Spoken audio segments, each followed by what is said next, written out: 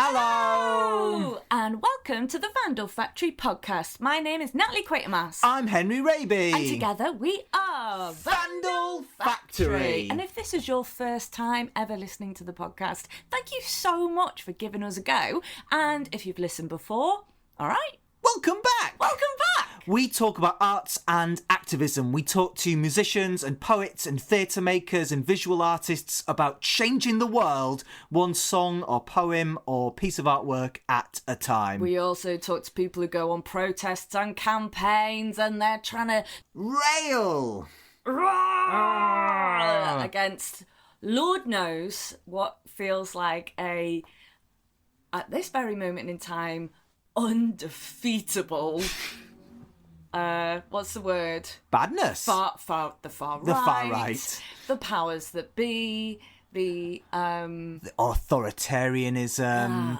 Injustice. Yeah, our institutions and oligarchies and the list goes on and on and on. But fear not, because here on the Vandal Factory podcast, we like to talk about two things that keep the fuel going of artists and activists. That is hope and that is anger. You've got to have those two things just to keep getting up in the morning, keep getting outside of that duvet, because it is very understandable that we're all kind of having a few evenings or mornings where you're just huddled up kind of in your duvet going, oh God, no. So what you're saying, Nat, is that if you wake up in the morning and you're like, oh, I don't really want to get out of bed, just whap on the Vandal Factory podcast. That is exactly what I'm saying. And imagine that we're in bed next to you, either side. You've just got to remember that good people exist, and we will always exist, and people are still going. You know, it's easy to think that everyone's bad, and there's not. There's good people doing good things. So let's talk about some of them. Who have we got coming up on this episode, Henry Raby? Well, we've got a big dog. Oh, yes. Woof, woof, woof. It is a comedian that me and Natalie have been huge fans of for many, many years. It is Josie Long, who is always so on point with her politics and her activism, but is also generally a bundle of fun, and it was such a glorious conversation to have with her. So thank you, Josie. She's been someone we've wanted. I was about to say, I don't think I fangirled too much, but then I just think I did, but only in the way that Josie Long would fangirl about, like, whoever the equivalent is of me to Josie Long. Do you know what I mean? Yeah, like, she's an enthusiastic person, Yeah. so I felt like it's fine to be super enthusiastic about how cool they are. I don't think anyone's been more enthusiastic over Zoom. You could feel Zoom rattling away at how much we were giddy, and all three of us just having a good old chinwag. We've also got international audio, so I'm sure all our listeners will be watching with horror as to what's been happening in Iran for the last year or so, and the devastating impact of a brutal regime as well as Western imperialism.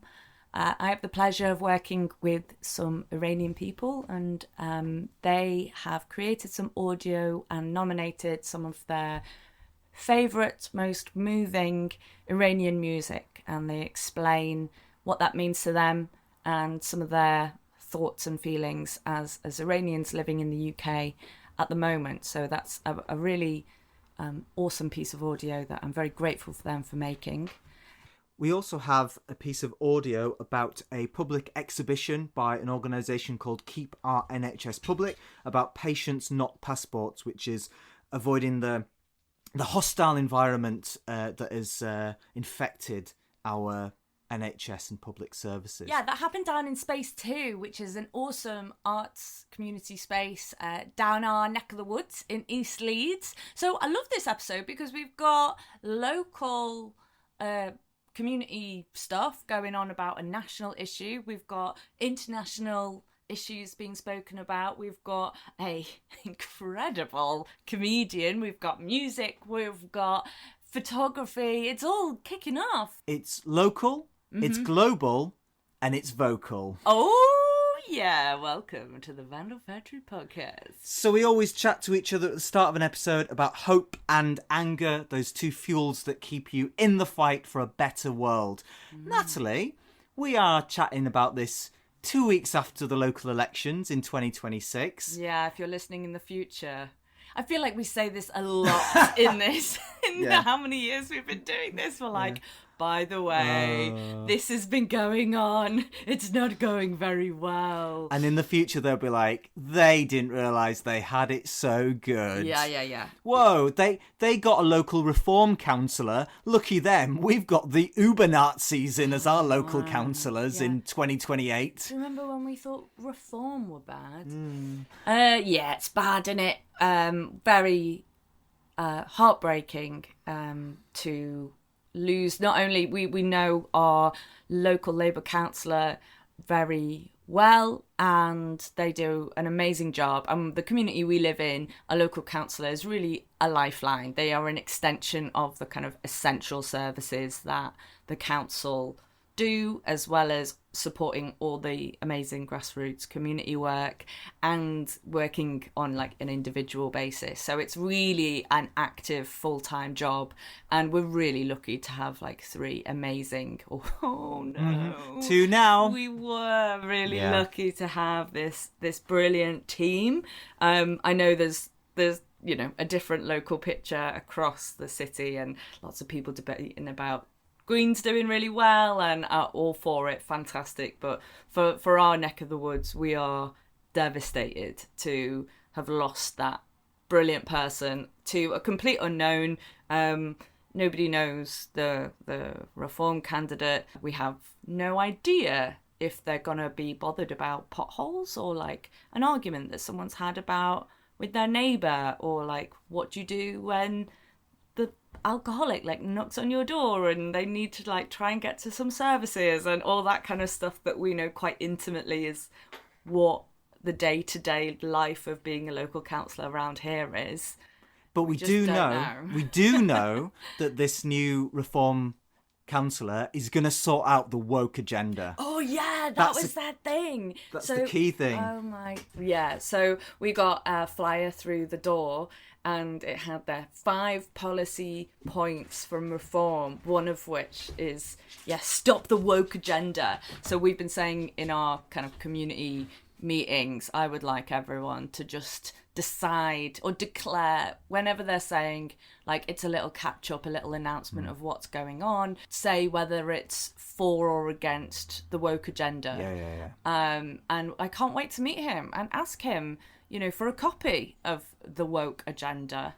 Well, I saw that they are trying to give lampposts pronouns. Right. So that's probably like the woke agenda. That is the woke agenda. The local butchers, that's going to be a gay vegan club night. Right, so that's on the woke agenda. But we're going to paint every house the colours of the Union Jack. Okay. Which is not the woke agenda. Right, that's common sense. Right, okay, got you. Yeah. So, for example, like one of the things that was discussed in our sort of weekly meetings was there's some tennis courts, and the local kids asked to use it, and they're kind of disused. And they were like, actually, we haven't got tennis rackets or balls, but like if you had some, we will give it a go. So someone from the council was like, we're trying to get some kind of either permanent or temporary kind of, what's it called? Like a net. Yeah. A net. Tennis nets. Is that woke or not woke? Sports is generally considered not woke unless it's sports where there are wheelchair users or women's only spaces or trans people want to do sports, and then it's very woke. And we need to move heaven and earth to stop people being able to access things. Okay. Yeah, it's a gut punch, I think, because we talk about hope and a better world, and the Greens very much are talking this language of make hope normal. But what is really sad is that the nastiness of reform, whose like politics are basically the comment section come to life, or they're the gin-soaked diddler at the golf course who's like raving about what it was better off in the old days, or the big divorced dad energy.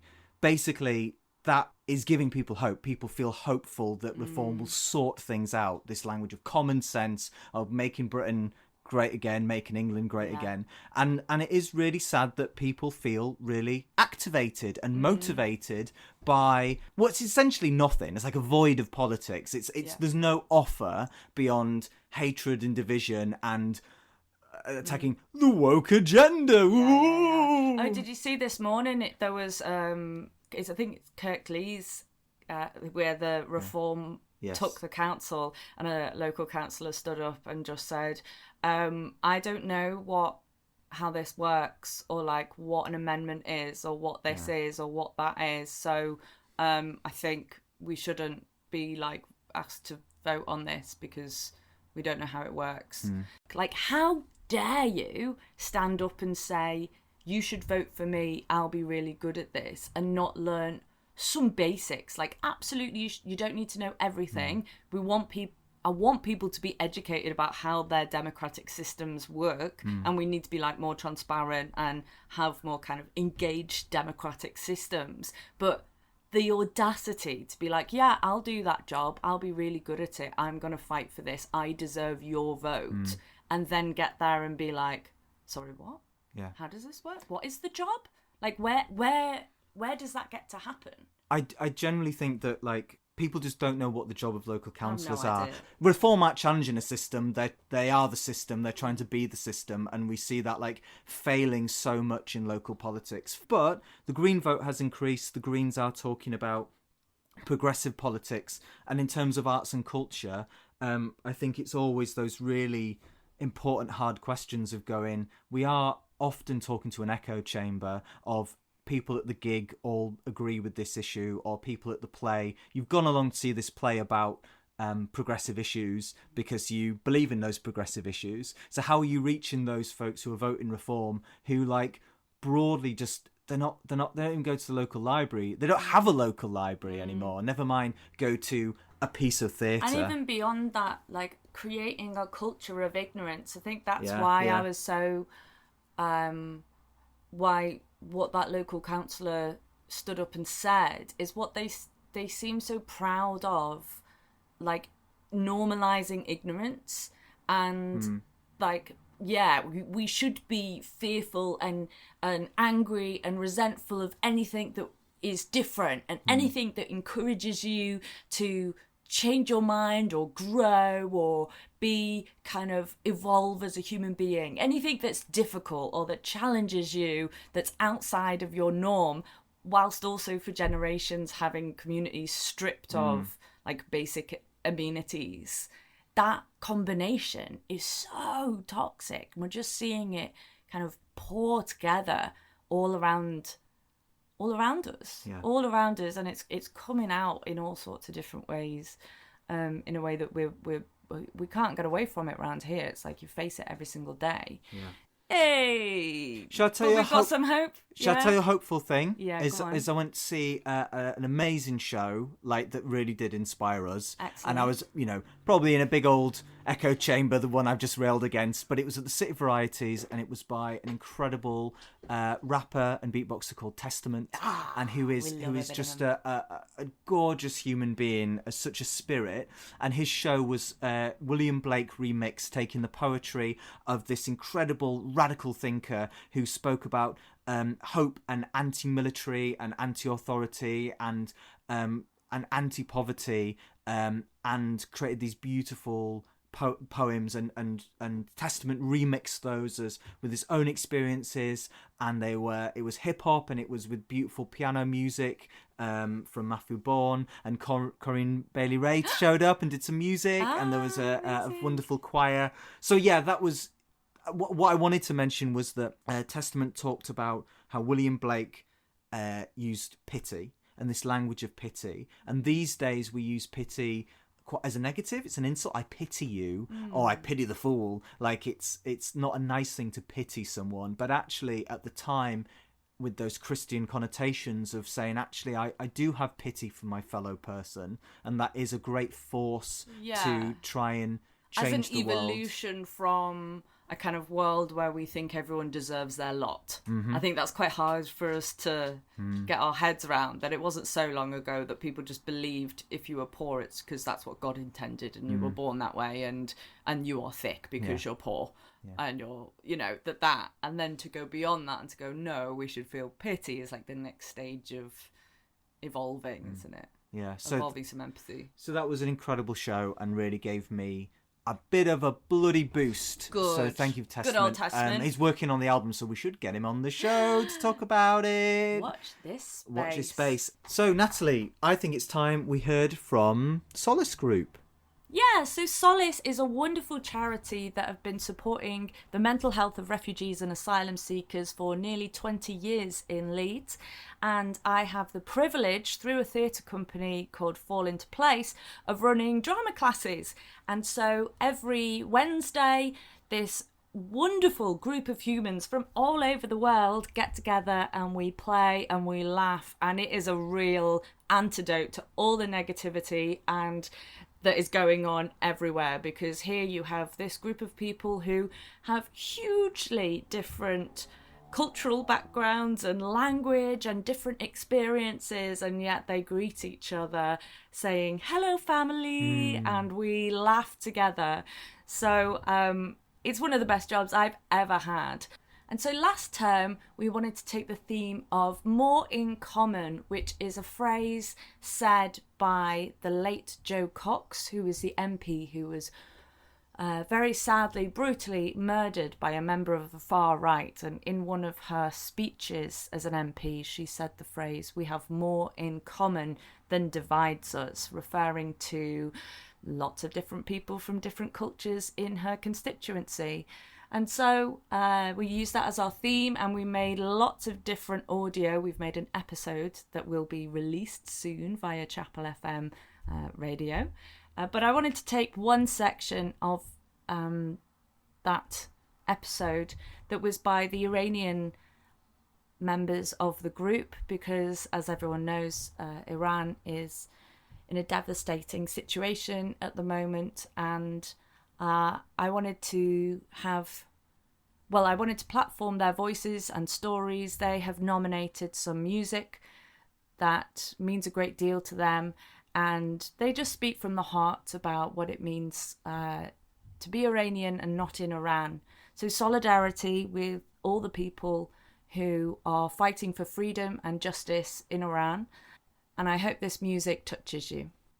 امروز ما 4 تا ترانه رو در نظر گرفتیم و Today we chosen a few songs that relates to our situation in Iran, considering the current situation in Iran. We have selected songs that have been performed in the last 47 years by the best Iranian singers. We hope to return to Iran. We hope for peace and freedom in Iran.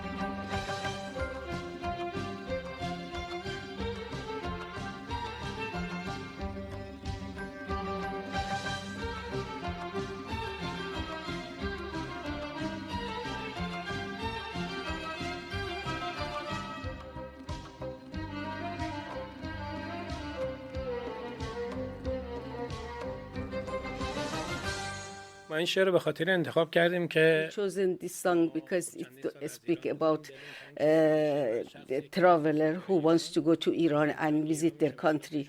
So we Iranian,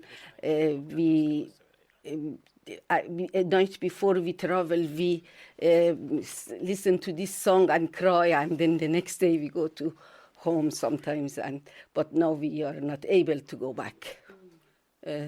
میگه اینو هنگر کی maybe it is maybe 35, 40 years because this singer, her name is Mahsti, and she went to America. She started perform there, and then suddenly she missed Iran, and then she came to this idea that she wants to sing something about Iran and about the land of Iran, so, and how she misses her home.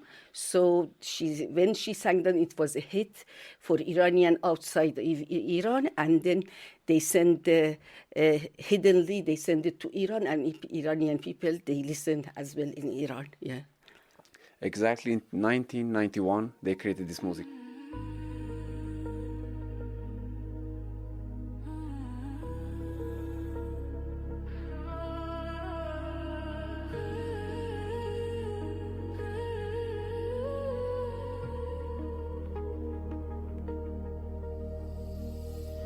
از همون لحظه که دیدمت قلبم آرام نشد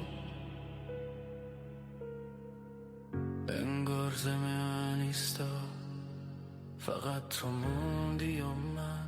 Reza chosen this song because remind him of Iran and the love of his life is Iran. نه اینکه یه غمی توش نهفته است. This song is a quiet song, and then it is very relaxing. So it relaxes him, and then he feel he's home maybe. And because it is in Persian and in English, that is why he loved it. So if you want to play combination of languages, yes. The next song is about Freidoun Farrokhzad. And he's a philosopher, Iranian philosopher, and he moved to Iran maybe back from Germany, 1975, to teach in university, but he became a showman, and he's a very famous singer, and Amin is going to talk about him better than me. Yes, I like Freidoun. When I was in Germany, every year I went to the cemetery to visit his grave. And then this song is for 1970. And I like this song because it's not just about Iran. I think so all of the Middle East, because we are sad people in the Middle East. We stay between military dictatorship or religion dictatorship. And I like this song. And they give us as hope one day we are free and we are come from sun and we came back to the sun.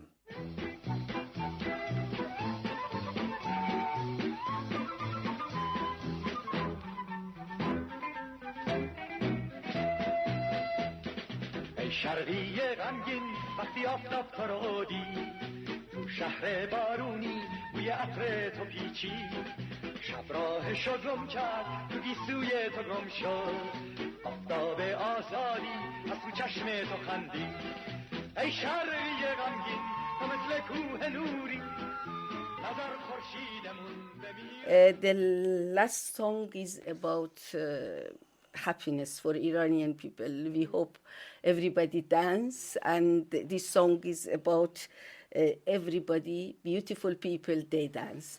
So we play this song for you, and then we talk about it later.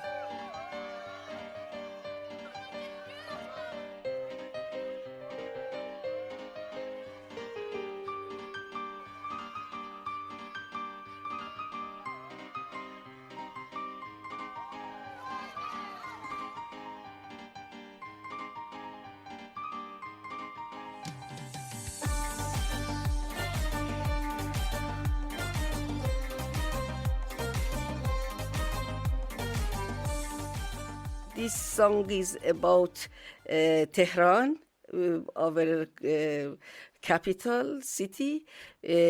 Most of us, we are here from Tehran, but our parents may be from another city. And this singer name is Andy. He was a singer before the revolution, and he updated himself. If you see him now, you think he's a young person, but he is old generation, but he updated himself in everything, even in his style, and he has a star in Hollywood as well. So people go and visit him. So this song was recorded in America, USA, and Michael Jackson's sister is Janet Jackson is dancing with him. So it talks about Tehran and about New Year, our New Year's, which is Nowruz, and then the springtime and every hope. So we chose this, the last song, because we hope one day we go back to Iran and freedom, yes, and we be free from what we are having now, which is very difficult for us. Thank you very much. And I play this music to my family and say, oh, I will come back. But unfortunately, not happened. نه من این آهنگو فقط به خاطر اینکه شاد و اینا. He likes this song because it is a happy song and he feel good when he listen to this song and remind him of old days. Yeah. این آهنگ امید رو به این میده که بالاخره یه روزی میره. He sang this song 20 years ago and in hope to one day go back and perform in Tehran. So we also hoping that we go all together back to Iran. ما قبل از این انقلاب I hope one day we go back again and then we see like before British, American, any other countries, they lived in Iran and they worked and helped Iranian people and they loved our culture, our food, our dance, everything. So we hope for one day to become like this and then we go back again and then we see good people like British, American, other countries, they come to Iran and they do the same like before. من فقط میخوام جوری بشه که کشورمون My country be like other countries happy and there is not divided. They are included. به نظر من ایران یک معدن اصلا یک I think Iran is very rich in culture, in kindness, in everything you think about. So I hope one day Iran get free and then everybody is included. Everybody, all countries are included to experience this richness of Iran.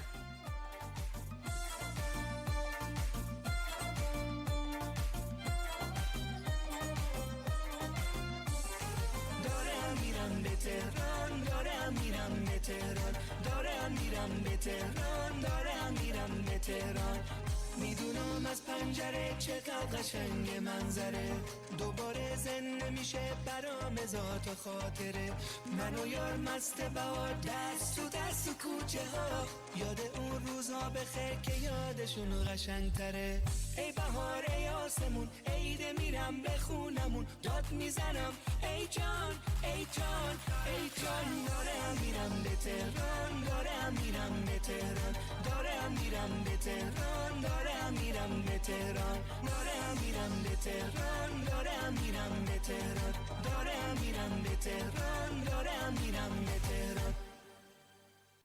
Thank you, and that is the Farsi-speaking Iranian members of my Solace group. I'm purposefully not naming them because they've been asked to stay anonymous, so please don't think I'm being rude by not naming them. That is by their requests.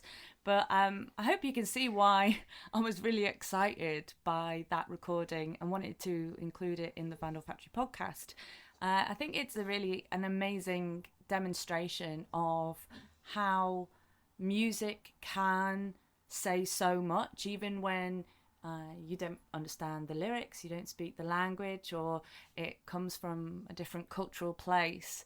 I think it can really draw on the breadth of humanity and the human experience.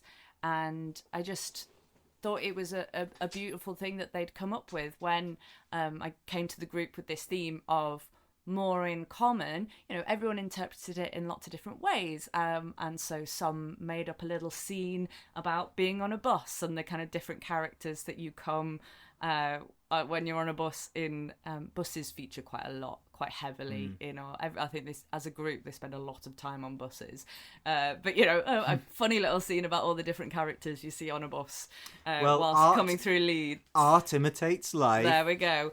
Someone else made up a rap about rice because she decided that rice is the thing that all the countries all over the world have in common, but they have loads of different ways of different dishes, different cultures. So of course I put it to rice baby, dum dum dum dum dum. So there was some really funny stuff in there.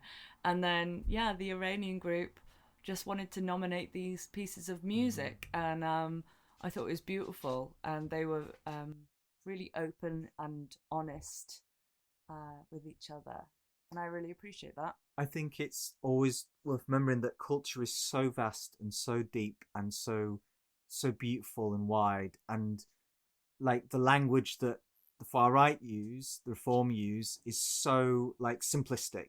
This is what culture is. It can be summed up in a flag on a lamppost, and we're so much stronger when we acknowledge that it's so rich and beautiful and wide, and we can share in it rather than being homogenous and divisive and saying that's foreign Middle Eastern Muslim culture, it's all one thing, get rid of it, and we just eat bacon and that's our culture, which is nonsense, because also in this country we also have deep, amazing, wonderful culture, but it isn't just a binary of a flag and that's it, you've done your culture. I wish I could bottle what that group has on a Wednesday afternoon making drama, and just give it to everyone on the street corner.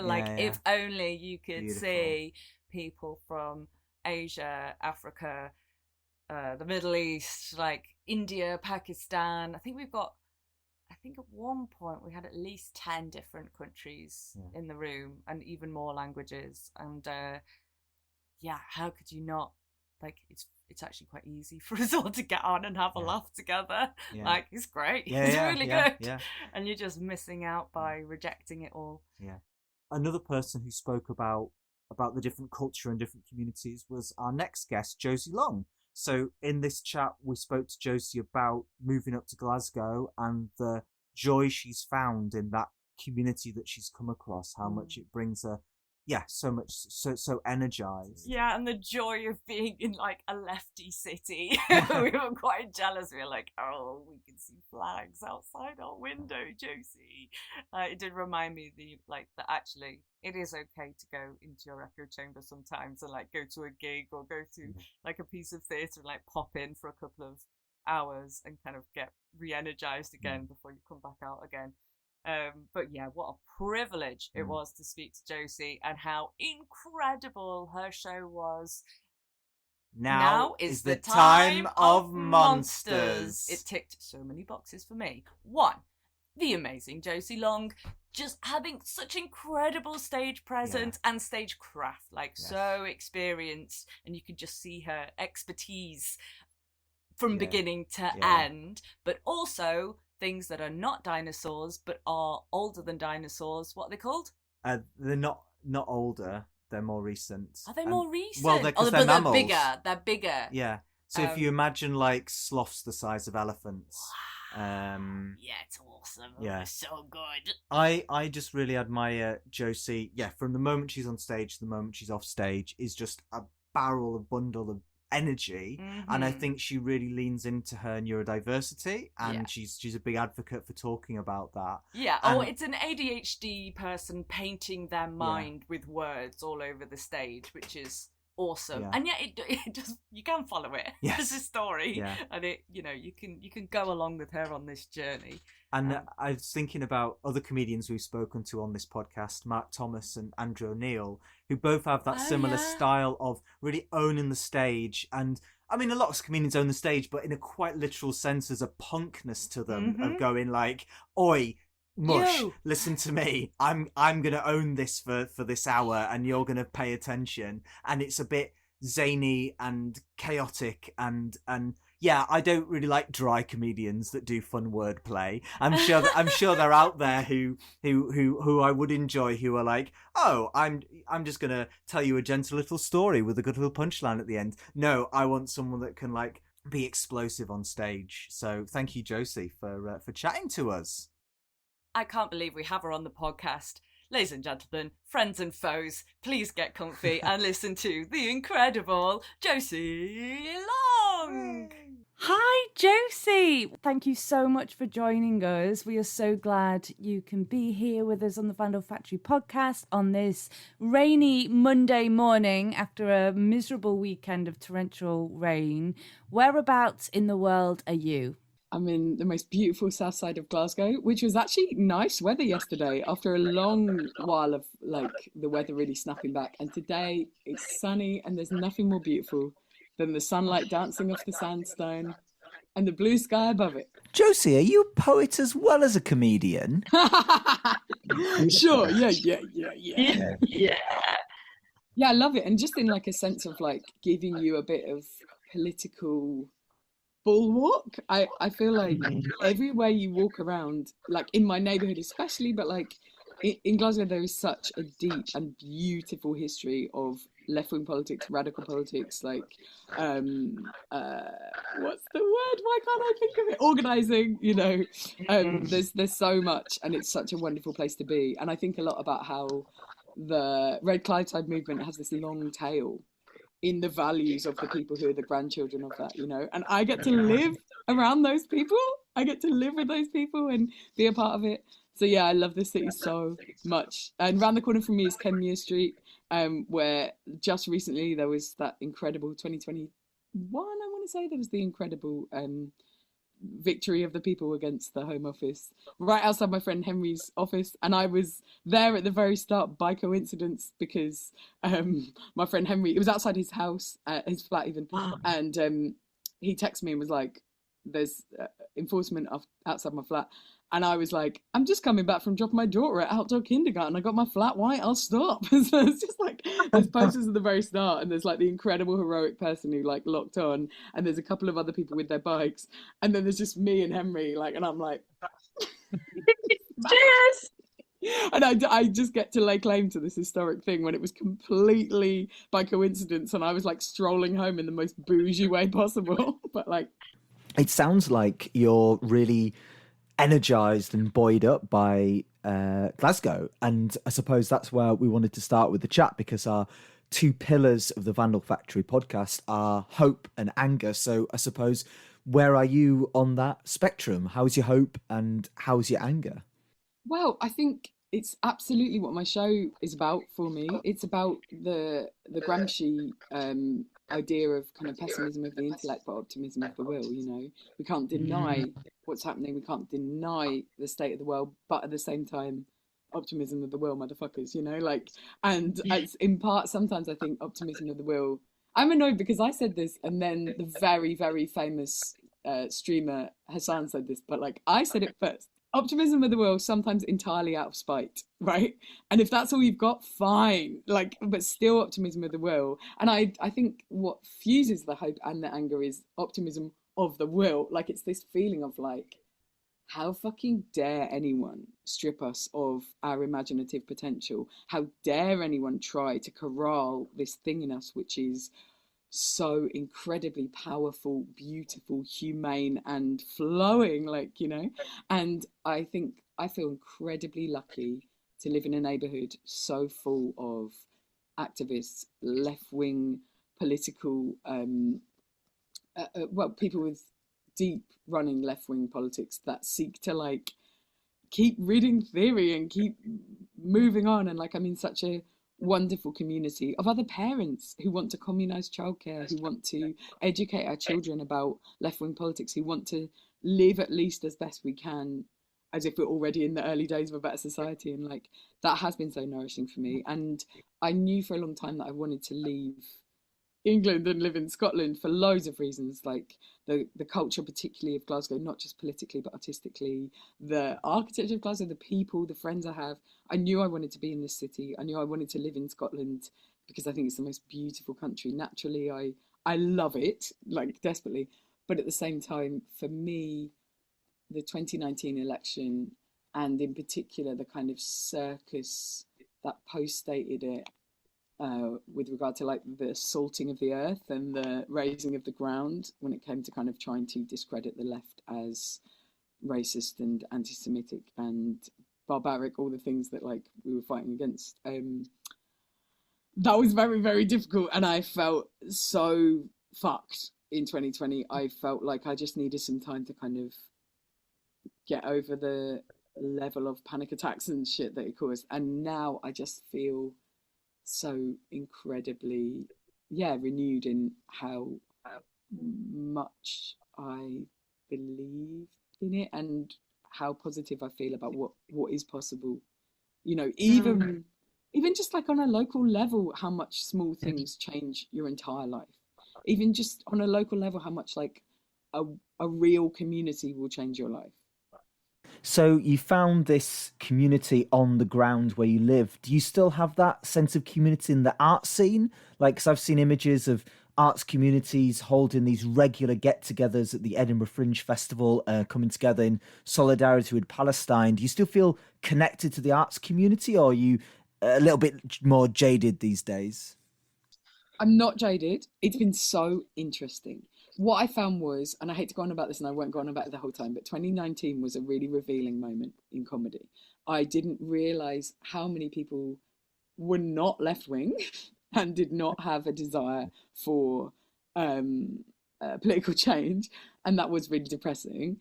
And since then, there have been some people who are political comedians who have been silent as the grave about Gaza. There's been some comedians who have made a career speaking about feminist and social issues who've been silent as the grave about Gaza, who've made a career as intellectuals I saw one comedian in particular who's been disgustingly silent on it. On one day, they once posted a story that was a link to a petition. And I was like, after nearly 2 years, this is all you've done. Disgusting. So there have definitely been people that I've been like massively disappointed by. And obviously still quite a lot of the mainstream on television is so sickening. But actually, like I want to shout out to Ivo Graham, who's like a lovely comedian from like quite a posh background, and who has been, I think, radicalized by this moment. And I think he obviously did hold left-wing politics before, but to see how much and how outspoken and how wonderful he's been about organising for Gaza and organising and that sort of build his wider politics, it's so cool. And like Jen Brister, who's a comedian who did stuff on stage that like I say, it's not like it's not political, and it's not like she's not left-wing, but at the same time, a lot of her stuff was just like lovely stuff about her life day to day, and she wasn't necessarily someone you'd go, oh yes, the left-wing comedian. The fact that she has done incredible things that I'm so in awe of, like making an organisation to directly distribute money, like being on it the entire time. It's so inspiring. And then like the Scottish contingent, the Irish contingent, particularly in Edinburgh, have been so... Oh, I have to shout out Susan Riddle.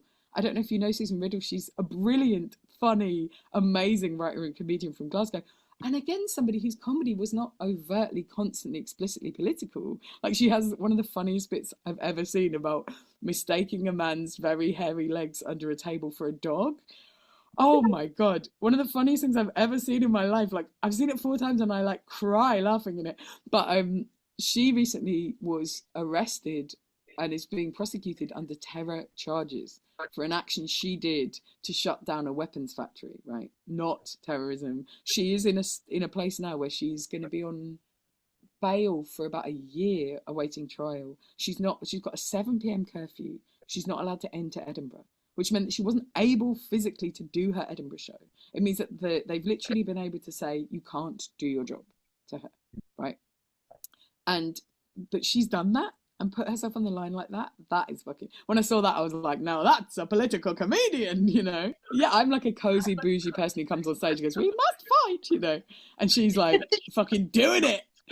And I respect it so much. And it does make me think I want to be more politically active in a wider sense now. Like, I think, this is the third mention, but I think 2019 was really, really stinging and difficult for a lot of people my age and a lot of my generation. And it's the ones of us that don't turn around and say, okay, that's going to put me into a pessimistic place, or that's going to make me believe that XYZ isn't possible. Because if anything, all it's made me think is, oh, next time we have to be much more ruthless. Okay, fine. I know what's up now.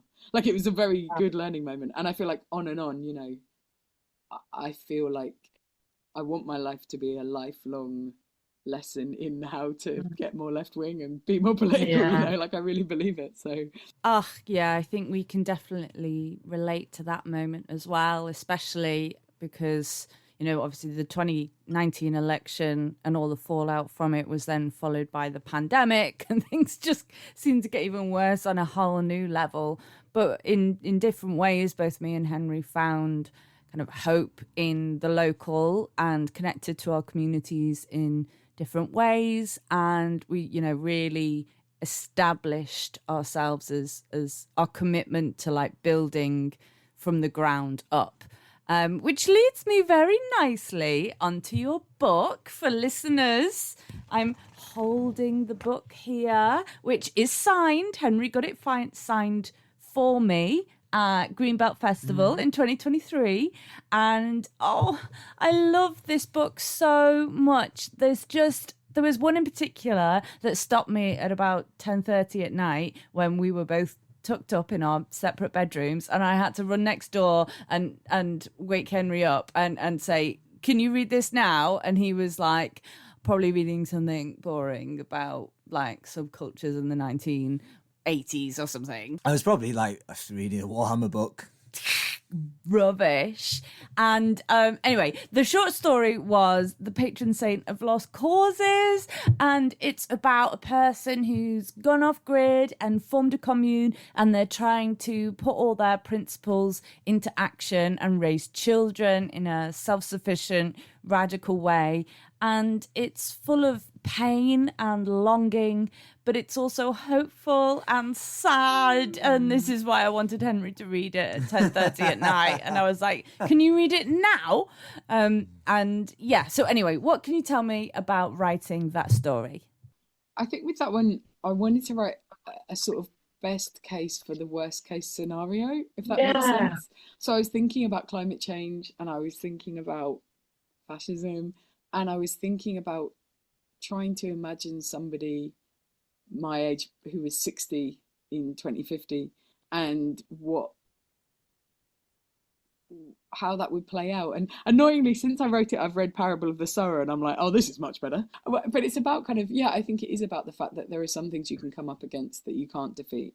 And there are some ways that you are one person living one life, and you're going to get older, and you're only going to achieve so much, and you can't, a leaf can't stop falling off the tree. Like, you can't stop winter from coming, But at the same time, there are things you can do and appreciate. And even in the worst possible scenario, there's still life going on, and you can still maintain this sense. It's funny with that story, though, because that was going to be the last story in the book, and it ends in quite a sad way. And obviously, like, a lot of this book was written by me in 2020, 2021 and 2022. And it was a way of my processing leaving London, the defeat of 2019. It was a lot of processing things like that, and a lot of kind of thinking about idealism and dread.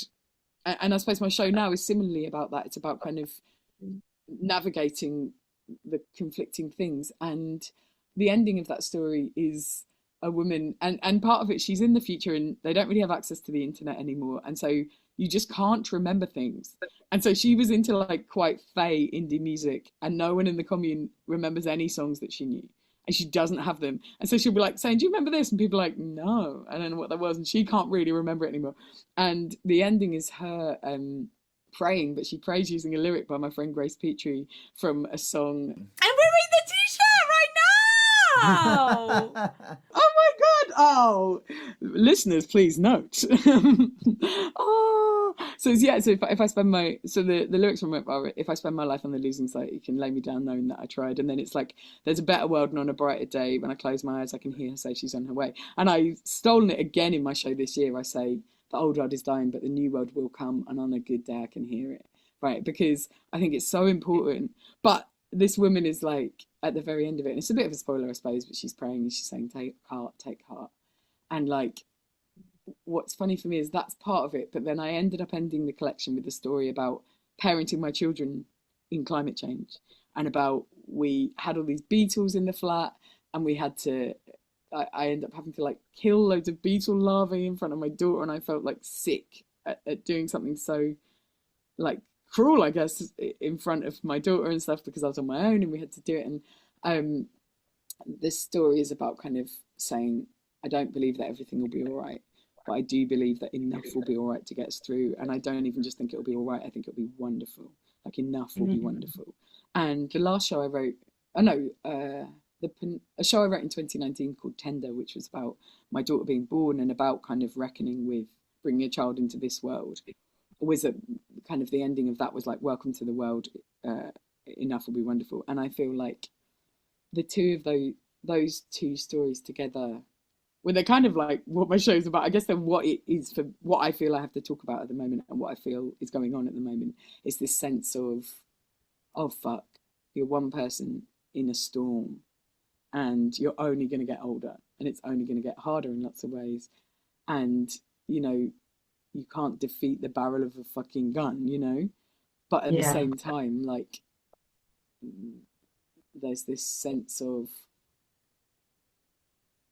coexisting is all of the beauty and the luminescence and the wonderful surprises and the wonderful turns that things take, and the fact that you're never ever alone. It's never down to just you, you know. Anytime you're feeling jaded, 1,000 people who you love and respect aren't, and 1,000 people 10 years younger than you aren't. And, you know, it's so many things like that that I think I'll never not be optimistic. Definitely what I think my show ends on is the sense that, like, the older you get, your job is to kind of walk through the chaos and all of it, you know, and come out of it still fighting. Anything could be possible in the future. And I really feel, this is so bleak, but for some reason it gave me a bit of hope, which is, I've been thinking a lot about this idea that a lot of what people say is the way of the world is bullshit invented by capitalists in the last 50 years. And a lot of what people say is nonsense is like deep, like very old things, you know. A lot of what people say you can't have actually is things that people had for thousands of years or things like that. And like, there's a bit in my show where I'm basically like, you can't tell me what the way of the world is, because the glaciers melting is not the way of the world. Like, us living in this unprecedented catastrophic climate change, which obviously is like the extremely worst thing in the world. But if you're living in unprecedented times, then all bets are off as to the future, as to what is the way of the world. And the one thing the right is doing, which is like disgusting and unbearable, is sort of not abiding by what the rules are, what the consensus is. Well, we're allowed to do that. And at the very fucking least, we're always able to do that in our hearts and our minds. Like, we're always able to kill the cop in our fucking heads. Like, it's not, at the very least, what you can do is not let yourself become a reactionary pessimist. Like, at the very least, what you can do is, you know, think about strong collective consciousness and about supporting one another and about not undermining a sense of magic. I was talking to somebody just now about Gramsci as an alchemist. Gramsci is someone who really believed that there was this sense that political will could build in a way that was like diffuse and non-quantifiable, non-scientific, non-kind of mathematical. And I think that, especially as like artists or art adjacent people, that is the thing that we have, and that is the only thing we can try, not the only thing, but something we really can try and do. Like, if I'm not able to get arrested for terrorism, then what I am able to do is refuse to be to succumb to any kind of acceptance of the status quo or despair when it comes to life. It's so important to be able to hold all of the joy and all of the sorrow at the same time. And neurologically, that may be really difficult and give us all a bit of a headache. But we have to be able to understand complexity and sit and be in awe of a strawberry if that's all you've got that day. Like, this is what is required if we're going to keep going and keep existing. Also, this is it. Like, I feel like it's so much in the modern world is like denying us the chances to belong to the seasons, denying us the chances to connect with the world around us in ways that like 1,000 years ago people got to do, and it made them fucking happy. In a practical sense, it's making me think of where we live. So we live in East Leeds in Crossgates and Seacroft, and it's traditionally a white working class area. And it's also home to a hotel that's one of the only hotels in Leeds that is housing all single men, refugees and asylum seekers. So it's been a real hotbed of activity in terms of attracting the far right. And there is Union Jacks and all the flags on every single lamppost in the streets around us at the moment. But yet, on the other hand, you know, you spotted behind me before we started recording my large glass jar of apples.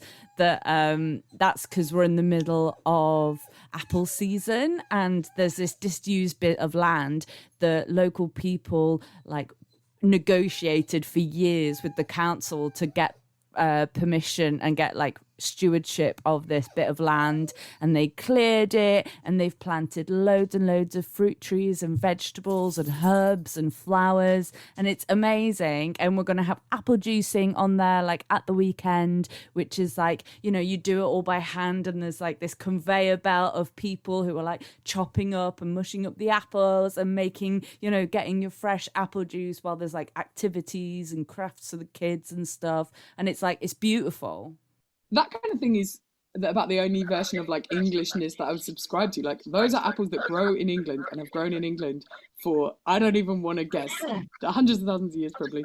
And like, that is very of the place and beautiful. That's the kind of thing that like I would subscribe to. And the idea that these people harming young men who've like fled from desperate situations think that what they are doing is some kind of pride in where they are.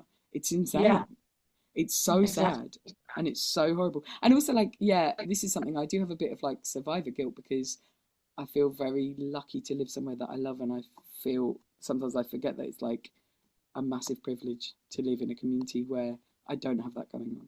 And like, yeah, I've been in kind of denial about how, well, not denial, because I think it's horrendous and it makes me sad all the time, but like, yeah, obviously the last kind of few weeks, and then you think about last August, there were the racist riots, you know, like, it's fucking horrific, it's awful, like the state of things. Like, don't get me wrong, I'm not like, just be positive about it, guys, like, it's not that, that's not the vibe that I have at all about it. I'm thinking about when I go to poetry gigs and performances, because I do performance poetry, and the messaging of what I want to put into the world, right? Because I fall into a finger wagging mode and saying, well, you should all go on demonstrations, but it's quite easy for me, right, to get a megaphone and be a gobhead and go around stomping around shouting. It's not for everyone. And as an artist, I'm starting to think, well, what do I want to say in those 20-minute spaces? How do I use that platform? And listening to you speak, Josie, like, really makes me think I should focus on that hope and focus on the imagination. Like, I watched a really fantastic TikTok by a woman called Zina Mata, who is a Palestinian, I think she's a lawyer, Palestinian American lawyer, I think. And in it she says, are you a worthy opponent, or are you just someone moping around with a phone? And like, it cut me to the core. And I was just thinking about it. I was like, we, you know, my generation of like British leftists, we didn't know what we were up against, but we're not defeated. And if anything, I will never be fucking defeated, and I want to be a worthy opponent, and I want to make sure that they know that we are, you know, and I want to like do everything I can. And I also think like the joy is a big part of that. Absolutely, you know, not to be po-faced about it, not to be kind of only stuck in one part of it, to understand that like the antithesis of the people protesting outside the asylum centre is not necessarily screaming at them, although I absolutely endorse screaming at them. It is pressing apples and being like, we're having a better time than you. We're actually fucking trying to live here. you know, because that is what we're trying to do. What is it? I'm here for life and all that has to offer. That's John McClane, the Glaswegian Revolutionary. All right, I think I've misquoted, but you know what I'm trying to say.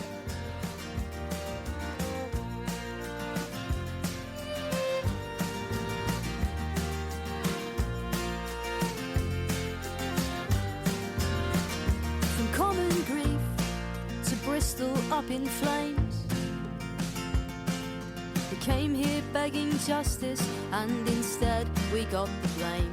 For peace disturbed out on the streets tonight, and watching on the BBC, you know something's not right. When mourners come with candles and with flowers, wrestled 3-on-1 and pinned down by the state's full powers. This is their world, and these have been the rules. But we have come to break it down with bloody fingernails for tools. This threat of violence, this tightrope wire, we can no longer bear it. We're all too fucking tired. No minute silence, we will sing higher. Don't tell us to light a candle when we have come to start a fire. And if I spend my life on the losing side, you can lay me down, knowing that I tried. There's a better world, and on a quiet day, when I hold my breath, I can hear her say she's on her way. She's on her way. Safe at home, you watch it on TV, and never think that one day you could be the enemy. But you might one day be under attack from all that should protect you, hoping someone has your back. The history books are screaming from the shelves that no government who outlaws speaking to defend ourselves has good things planned. A storm ahead I see, and not one of us will bear it without solidarity. Oh, I see trouble all my days. This ailing, failing world sends signs of fire and flood and plague, but from the rubble, from the raised, the mightiest cathedral, from these ashes we will raise. And if I spend my life on the losing side, you can lay me down, knowing that I tried. There's a better world, and on a quiet day, when I hold my breath, I can hear her say, take heart, my sisters, and this fire will never die. And take heart, my comrades, and no one left behind. And if I spend my life on the losing side, you can lay me down, knowing that I tried. There's a better world, and on a quiet day, when I hold my breath, I can hear her say that if I spend my life on the losing side, you can lay me down, knowing that I tried. There's a better world, and on a quiet day, when I hold my breath, I can hear her say that if I spend my life on the losing side, you can lay me down, knowing that I tried. There's a better world, and on a quiet day, when I hold my breath, I can hear her say she's on her way. That was Losing Side by Grace Petrie, who we also love and fangirl over a little bit. Quite a lot, and is coming up on a future episode. Yeah, so please save and subscribe if you'd like to hear us backstage speaking to Grace Petrie and Molly Naylor. I think it's time that I did my own thing. Oh. Wait, Henry, you said something interesting before. For the first time ever. Whoa! Oh, my goodness. He's doing his own thing! So I'm going to play a pre-recorded poem. It's a poem that I recorded live at a fundraiser for Mafwa Theatre, who are a Leeds-based theatre company that work with refugees and asylum seekers like Solace and Fall Into Place, as well as settled communities. So this was a fundraiser organised by my mates Laura and John, and it's an old poem I dusted off called I'm No Snowflake. This is a poem about those sorts of bloody people who just get offended by everything. You know, the sort of people who can't help but look at the world and go, oh, I don't like that, I'm going to complain about it. I am, of course, talking about white, straight men. See what I did there? You don't want to pull and reveal because you thought, where's this going? Is he talking about lefties? But we also are people that get offended. Anyway, this poem is called I'm No Snowflake, and it goes a little bit like this. I'm a man, and I'm tough.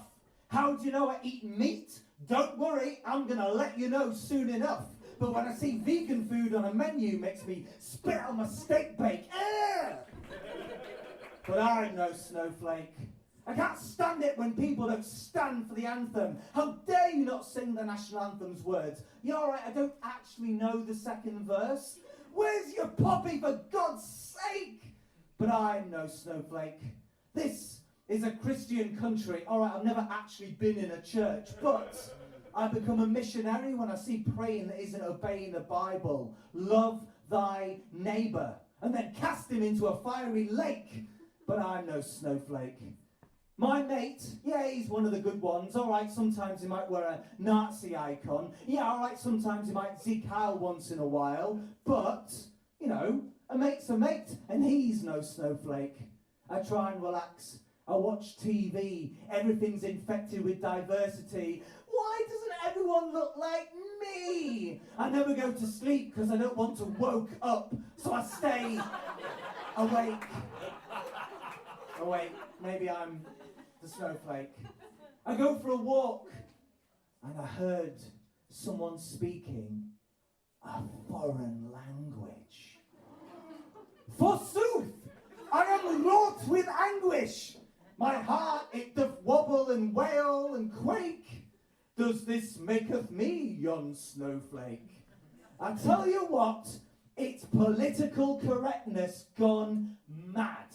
But let me take a moment to brag. I still say, sing and speak certain slurs. What's that? Pronouns, new terms. But I'm no snowflake. I bloody love flags, but not those flags. Maybe I'm the snowflake. The way you talk, the way you walk, the way you love, the way you vote, let me prove how much you make me hate by screaming in your face. Why is everyone so offended these days? The modern world is changing and changing me. I haven't quite figured the meaning of the word triggered. Thank you very much.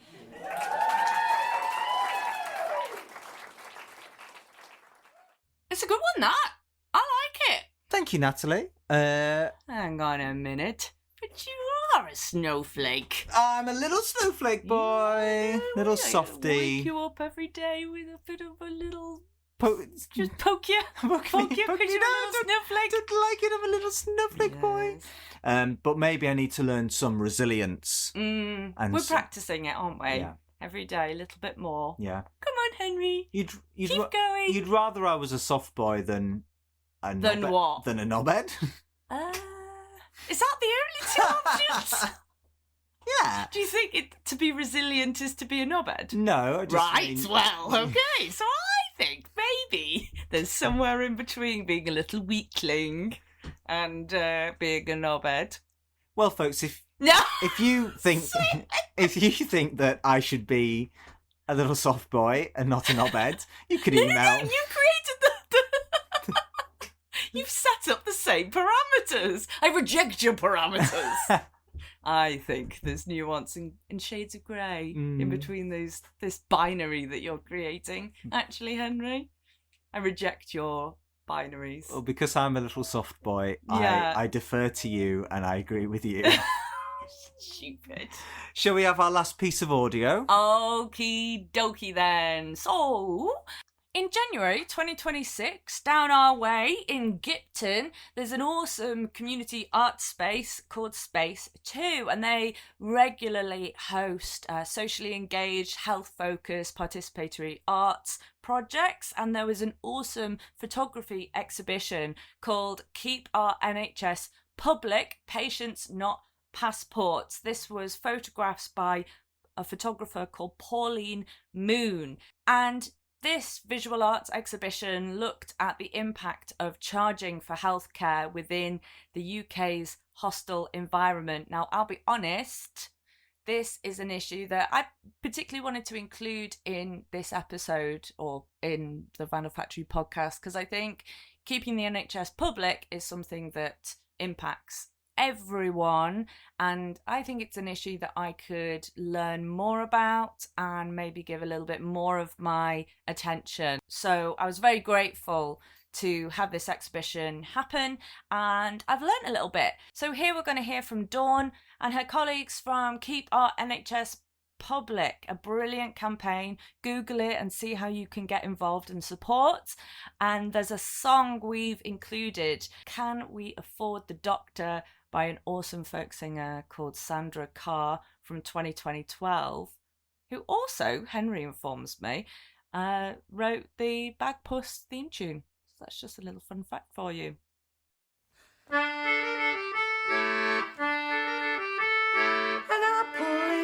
Keeps the doctor away. You've heard the old saying, no doubt, and I'm sure it is true, but between me and you, there ain't many apples about.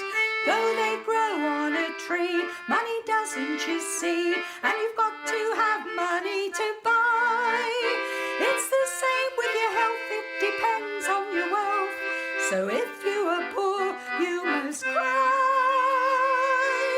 Can we afford the doctor, the dentist, the midwife, the nurse?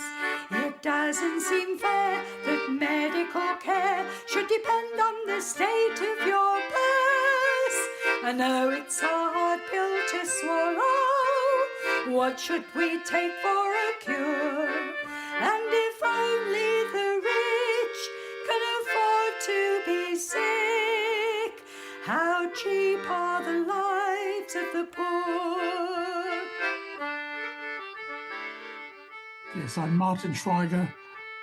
Once upon a time, I was a medical officer for environmental health and a consultant in public health based in Leeds, but undertaking other work on a more national basis.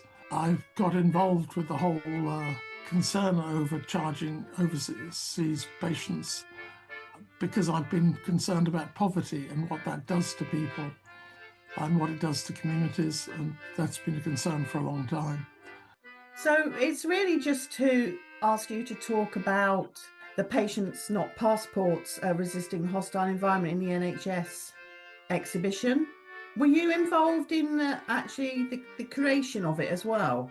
I was involved, I'm supporting the small group who've been producing the photographs which we're using in the exhibition. There's a group led by a very inspirational photographer called Pauline Moon, got a very good track record of photo documentaries. But there's also a woman called Peggy from Bristol who was a midwife and who's been particularly upset by a lot of preventable disasters with pregnant women and their follow-up affected by people not coming forward for treatment because they're frightened of charging. Poverty is not good for health. You don't have to be a particularly good expert in public health to know that poor people are more likely to be ill than people who are well off. And we are hounding and chasing people for monies that they either simply don't have, or to find that money puts them through an unreasonable level of stress. And why is that? What's happening in the NHS currently that means that people are being chased for money when it's supposed to be a universal service free at the point of use? It should be free at the point of use, and I'm convinced that that is a much more rational and sensible way. The introduction of charging is essentially, it's a political wish to demonstrate Theresa May's hostile environment. Let's actually turn doctors and healthcare workers from being providers of healthcare into immigration officers, determining whether you have a right to be in the UK, whether you are normally resident here, being expert on all the different variations on what actually is the status of this visitor to the UK, whatever label you put on them. If they're ill, they should be given care. We particularly see problems with infectious diseases, or I particularly see the problems with infectious diseases. If you are frightened of coming forward for diagnosis as an assessment and treatment, you don't know that your disease is an infection that, in theory, should be treated free of charge. So because you've got this cough and you're producing a bit of blood, you can be quite worried about that. So you don't, but the worry over the charges inhibits you from coming forward, giving you every good opportunity to share your infection with other people. It is bad for the public health. We deter people from coming forward. It's a similar issue to the problems that if maternity care isn't given at the right time in the right way, we have consequences for both the mother and the baby and the wider population. NHS trusts up and down the country have been engaging with debt collecting agencies to collect money from people they perceive who should have been charged, all of which is costing far more than any of the money recovered. This is an expensive way of making the healthcare in the UK worse than it needs to be. We would find it much more economical to focus on promoting good health and being welcoming. Countries that do insist on charging have all got into problems and difficulties with it. Do you want to talk a little bit about the exhibition, what it...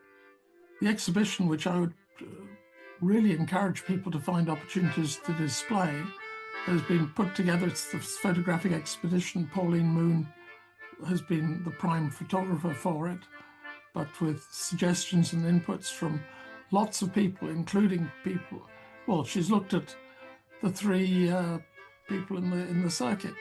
She's looked at patients who've been charged and the consequences for them, and the issues with debt collectors, etc. So she's looked at them.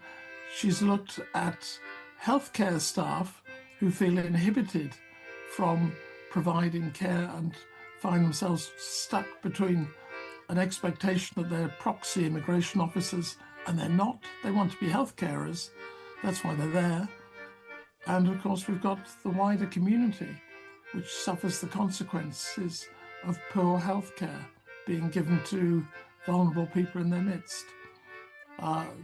It may be good politics to promote the hostile environment, but it's very bad public health. The putting together of the exhibition was based on a lot of research and work, interviewing lots of people, bringing evidence and information together. The Patients Not Passports work, which has been done by MedAct and a few other groups, Docs Not Cops, lots of information together showing economically this is bad news, or economic illiteracy. We do not save any money. We actually spend more money collecting this stuff, and I see that we have a vulnerable group and the whole hostile environment has challenged me really for the last, well, ever since Theresa May came up with it. So one-time public health doctor in Leeds, and apart from anything else, I say please wash your hands and have your children immunised. Okay. All right, thank you. Nothing like using your platform. Why not? So recently, Keep our NHS Public put up an exhibition on Subco for people to come and see in Space 2 in Gipton. And this was to tell people about a particular kind of privatisation in the NHS, through which NHS hospitals, trusts, set up a private company and they move facilities staff, usually such as porters and cleaners, into it and then manage that company. And we hope that people will understand this when they've seen the exhibition. The exhibition itself now is likely to be shown in different places around the country, and if people visit the National KONP website, they will see a box called Campaigning.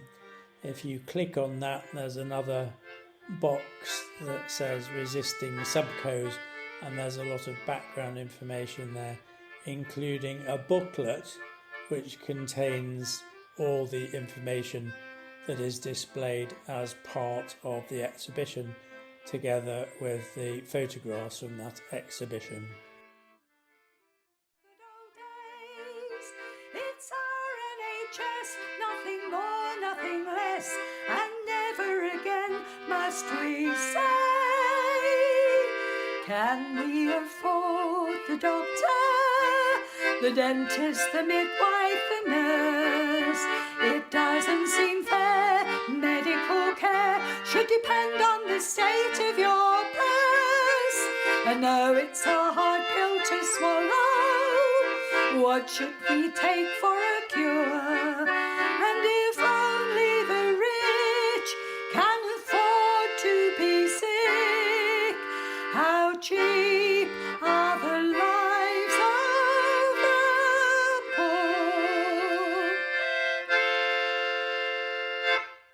Thank you very much for listening to the Vandal Factory podcast. Me and Natalie have had a bloody lovely time chatting away. Even if we have skirted around the edges of despair, we will not submit to the void. We'll keep fighting locally and globally. Absolutely. Vocally. Yeah. That's a good title. Maybe that should be the title of the episode. Although I like dancing around the edge of despair. Is that what you just said? That's what I just said. That's a good one, yeah. If you want to check out some other episodes, maybe you've come for Josie and you're like, I love my political comedy, then you might want to check out episode 21 where we talk to Mark Thomas, or episode 22 when we talk to Andrew O'Neill. We also spoke to a Palestinian comedian called Marina Riyad, who is based in Texas. That was on a Factory Floor Cuts bonus episode from December 2023. Oh, for goodness sake, Henry, what's a factory floor cut? That's where we give a bit more time and energy to one specific artist or one specific project or event. So they're like these little mini bonus episodes, less about us nattering away and more time over to spotlight that particular theme. Yeah, and if you've come for your global politics, then you can go to the Vandal Factory website, and we have all our different episodes in themes, into whether you're here for your union stuff, if you're here for your music themes, if you're here for your Palestinian artists, we've got a whole heap of them. So that's a really good way to kind of navigate you around, or just go to the beginning. We don't have any funding. We are recording this in our home. So it means the world if you can like and subscribe. Come on. We're not like your big old, fancy pants celebrities who are doing it. It means a lot to us, We guys. are DIY. That's so it. Put it in your local mates WhatsApp group. You're going to be like your local like newspaper. Just write Vandal Factory on a piece of paper and put it in your window. Borrow a cup of sugar from your neighbour. Yeah. And also tell them to listen to the Back to Back Sheep notice podcast. board, your kind of cork yeah. notice board Yeah. that you'd get in Safeway Yeah. back in day. Yeah. Leave us a 5-star review because that also massively helps. Subscribe if you're not already subscribed, and I'd be open to a 4-star review. okay. I think I wouldn't be offended if it was 4 stars. If they were like, sound quality could be better, I'd be like, yeah, fair enough, I agree. They can hear the dogs barking in the background and the sound of cars outside. To make more greyhound related content for the listeners at home. Thank you very much. And good night. We love you. Goodbye. Bye.